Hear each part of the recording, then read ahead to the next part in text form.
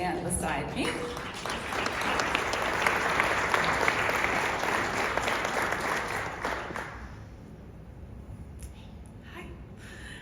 So Cooper is a current student with St. Albert Public Schools. She's in grade 9 at WD Cuts. Cooper was born in Bonnyville and she moved to St. Albert for junior high. Cooper's friends and teachers describe her as, do you want to read what they said? She doesn't know what they said. But they said she's academically motivated, she's bubbly, she's mature, she's helpful, and she's kind. That's very nice.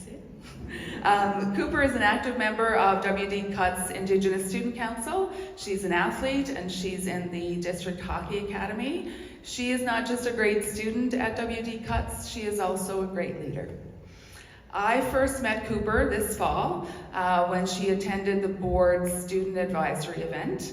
I was a witness to that conversation and I was so impressed with Cooper's thoughtfulness, her directness, her insight, and her strength.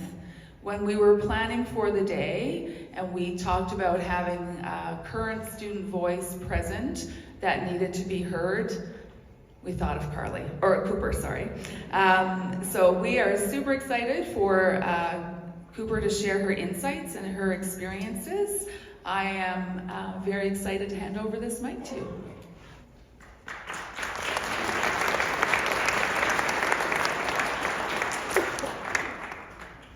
Good morning, everybody. Firstly, I want to apologize. My voice is a little shot this morning, but I will do my best. I had a little introduction here, but it seems like I've been introduced. So, unlike Carly, I can't speak on my experiences past junior high and what I've been through, but I can speak on what I am going through. Like she said, I'm a grade 9 student at Cuts, and I'm honored to come before you all to speak on my unique view of this year's topic.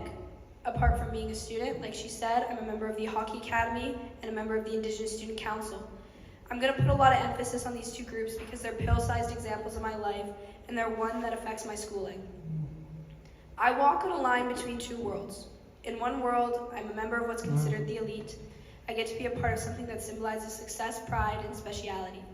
I get to be in Hockey Academy. In my other world, I'm a proud Métis girl with pride and connection to her culture and heritage. I get to connect to my roots. I get to be in the Indigenous Student Council. But I never walk in both. I'm unable to walk in both of these worlds at the same time, but I can carry my lessons from both worlds with me, and this is what gives me my unique viewpoint on the world. My dad always told me, Cooper, we are double agents. What he meant by this is that my friends will say things about me and Indigenous people that they would never say if I presented as Indigenous. Because in their eyes, I can't really be Native because I'm one of them. But I can't be one of them because I am Native. They do not want me to be Native because I am their friend, and they do not want to be friends with someone who is Native. I have to work 5 times as hard to be one of them because from the moment my status card slipped out of my pocket, I was marked as less than. I am not allowed to be both. It is similar to a Venn diagram. There is in one circle with, for lack of a better words, my white side, and on the other, my Native side. I cannot fully fit in one circle without abandoning the other, and since I refuse to abandon one side of myself, I am forced into a lonesome middle on the line. Many people in St. Albert wouldn't understand this because they believe that I can be both. They believe that racism isn't something that holds me and other students back, but our community is riddled with acts of microaggressions, such as comments, jokes, and most importantly, exclusion. I'm going to give some examples of things that have been said to me regarding my heritage that would never have been said to me if I presented darker because they wouldn't have been comfortable to say these. These were said to me by students of St. Albert Public Schools. I've been given the nickname Chief Littlefoot. I've been asked, did you have that paid for with your res tokens? I've been told to go back to my teepee. I've been asked, do you live in a mud house? I've been asked if my real name is Ugadagawa. Not kidding. You haven't earned anything. The government handed it all to you. Does your dad even work? My dad does work. He works very hard, actually. Your sister is Native and autistic? Damn, that's a double whammy. There's been multiple comments regarding the stereotype of Pepsi. Are you gonna have KFC for dinner? I've been told to go catch my buffalo.